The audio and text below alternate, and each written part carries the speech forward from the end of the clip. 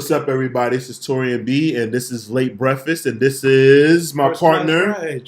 Yeah. Usual spec, Quincy Jones. We have our special guest in the building. We have Cassi. We have Ely. We have the infamous Cory Townes. Philadelphia Eagles are Super Bowl champions. This is the Giants household, my brother. So today's episode, we're going to talk about mental health in hip hop.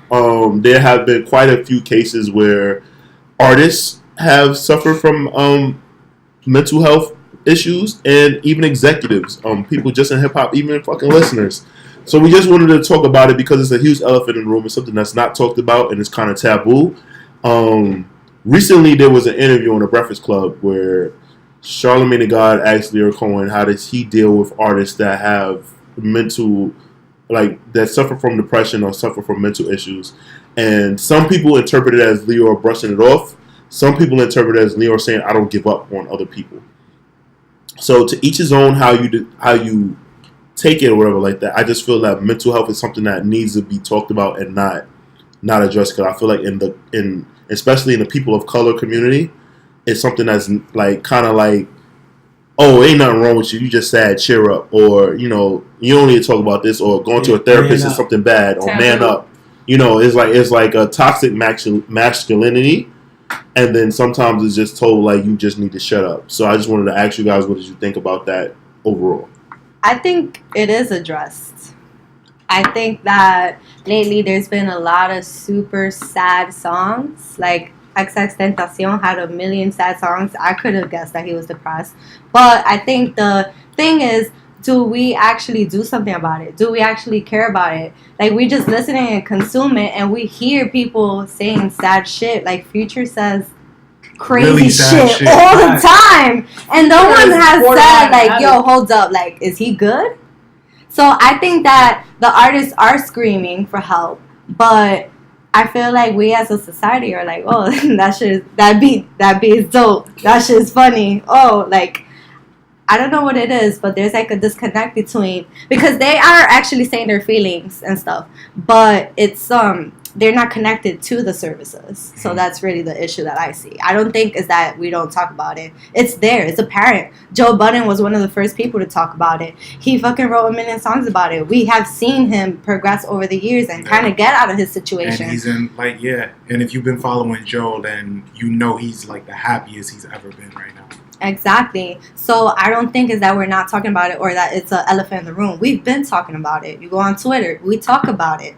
It's just that people don't know how to get connected to those services. And then the other issue is that there's not a lot of mental health professionals that are like us, of our backgrounds and things like that. And in order for you to seek mental health, you need to be able to relate, and you need to be able to be okay, I could talk to that person.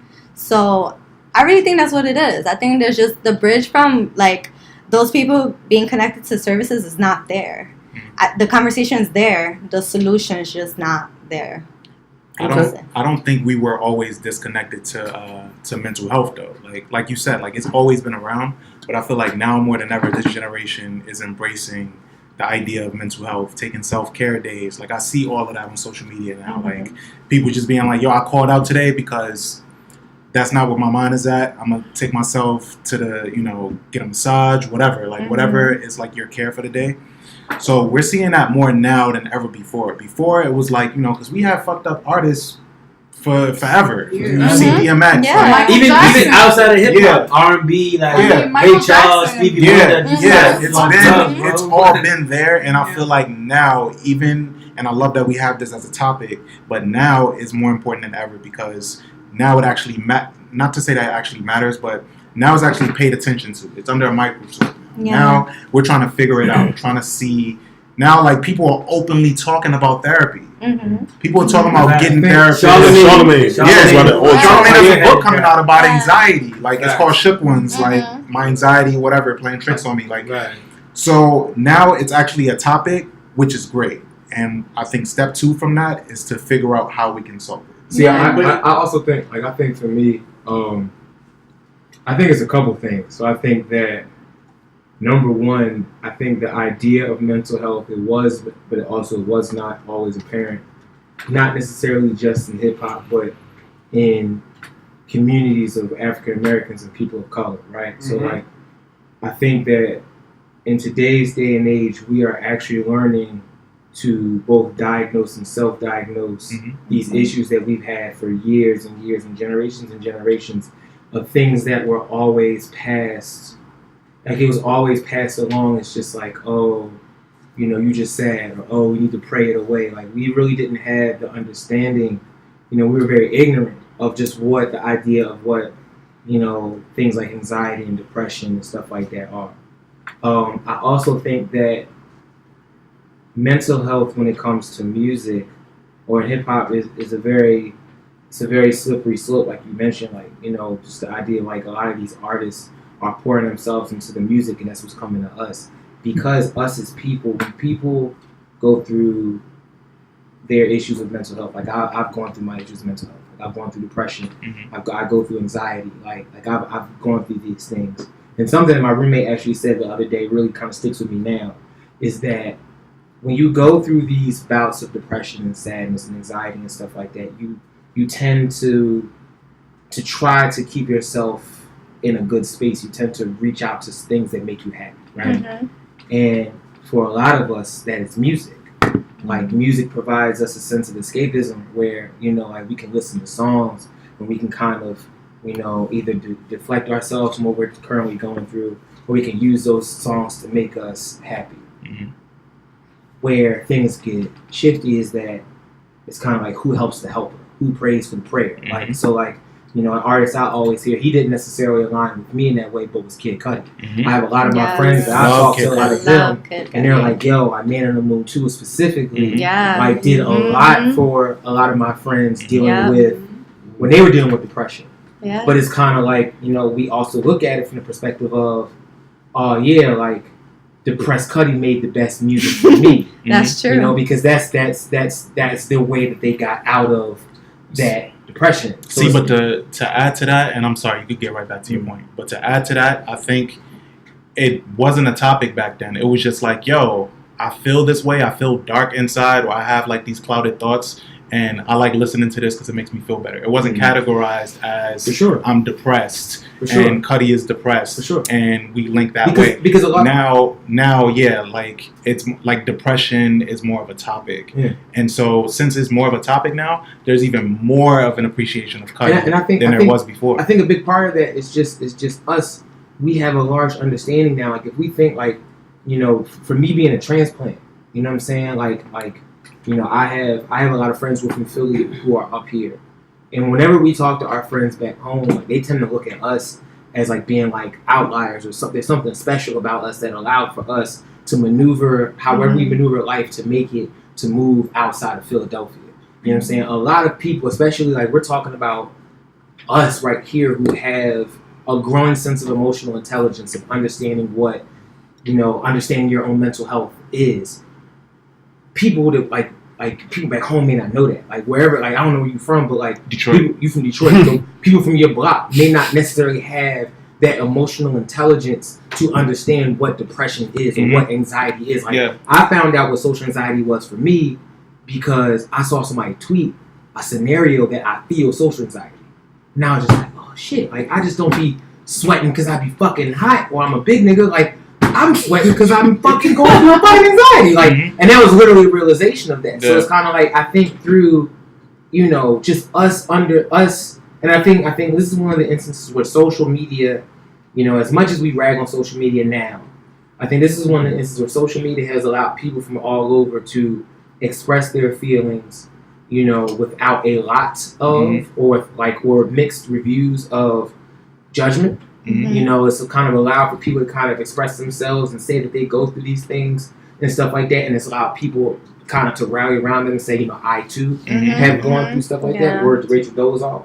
But I think that, you know, for us, you know, it's a very telling time. And like you brought up Future. I'm a very big Future fan. And, you know, I forgot the name March Madness is the greatest song that ever been made. Just saying.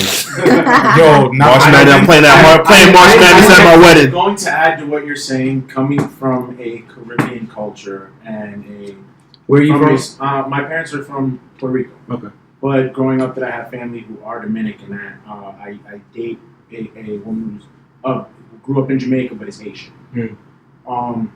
Speaking of mental illness in Caribbean culture, and probably a few other Spanish cultures, is taboo. Yeah. You don't speak on this. And this is also something that's not just Caribbean Spanish, it's Caribbean Black. So when you say this is also an African American problem, this is more of a American people of color problem because we come from some of us children of immigrants who they didn't have the liberty of being depressed. It's you had to come here, doesn't matter how you felt. Yeah. So sometimes now when we go through it, our parents can't understand that. And my situation, they were in survival mode. They didn't have time to think about their feelings and their thoughts and their actions. So like that's why the older generation just brushes it off. Yeah, like you telling me shit is bothering you in your mind? Like I didn't realize the capital C's, like how much it is. Like I don't know why. Out of all people, capital C's, community suicide affected me a lot when it happened.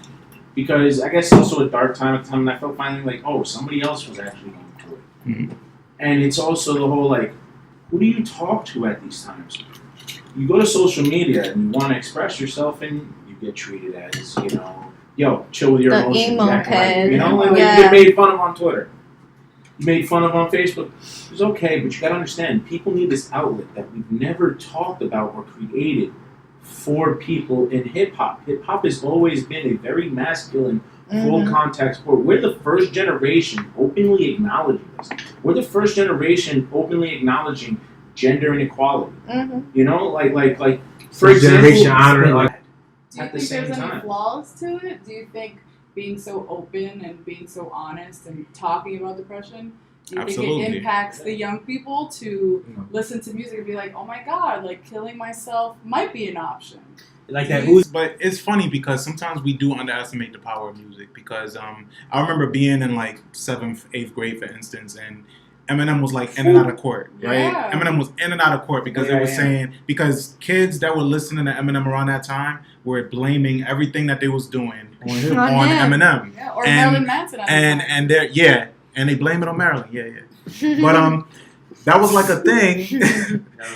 That was a thing because like for me, like me not being easily influenced by rap and just being able to put myself in the middle of it and take it as entertainment, that was always weird to me. Like I could never see why like Eminem is entertainment, that's his life. Why the fuck is everybody taking this word like as like what they need to do? Yeah. Exactly. But older generations didn't understand that too. There was a disconnect hip hop wise because like people my brother's age, not my brother kind of guy, but his age don't get why our generation, love Eminem so much. Literally, shout out to Jose from Park 78. That's our guy. I've literally had this conversation. He didn't understand why we as a generation hold Eminem in such high regard. And I had explained, he represents and explains that teenage angst that at the time nobody else was able to explain. That's true. So is it a harm in some ways? Okay, so this is my thing.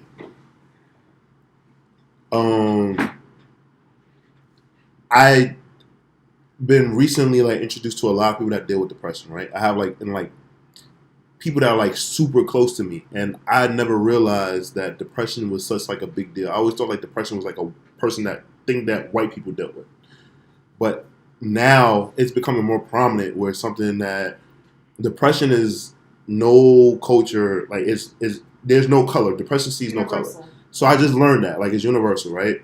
So what I've like learned is that certain people like you, because like me, like I'm a really upbeat person. So sometimes I have just friends, like not even like me watching musicians, where I just like, come on, like let's do this, and I'm trying to like encourage them. And it's like, yo, I'm sad, like I'm not okay, and it's kind of like learning like to like say to a person like, all right, it's okay to not be okay. Yeah. Right. Yeah. And what I've learned from that is just saying like, some people like even though like they're not okay, doesn't mean like you got to stay away from them. Or like you gotta like distance yourself from them. That's when they need you the most. Right. I learned that though because I would give motherfuckers space. I'd be like, oh, you and like leave them alone. But like, then I was like, it was explained to me because like, and I'm gonna be honest, like I was super ignorant to it. Like I wouldn't treat them anyway. I just felt like, all right, I'll give you space. But like, nah, they were like, just because I'm sad doesn't mean like I don't want to be invited to something. Yeah. I don't want to be included. Yeah.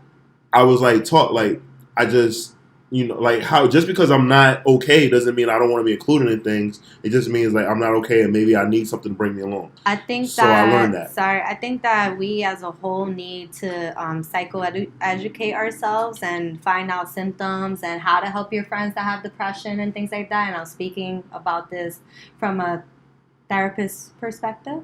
Ha! didn't want to say it was doing, you know. No, because it's true. Like we have someone like Torian who's like super happy and stuff like that, and I feel like you always help your friends no matter what. Like you're mad real. Yeah. So for you to have had that perspective, I could imagine how many other people have that perspective. He's annoying, but he's real. Yeah, truthfully, like not saying like I don't have a perfect life. I haven't had a perfect upbringing. But I've never experienced being that down or like being on that far of the edge. Maybe because it's like my support system, what I'm very blessed to have. So when some people come to me and things, I'm just like, "That's real."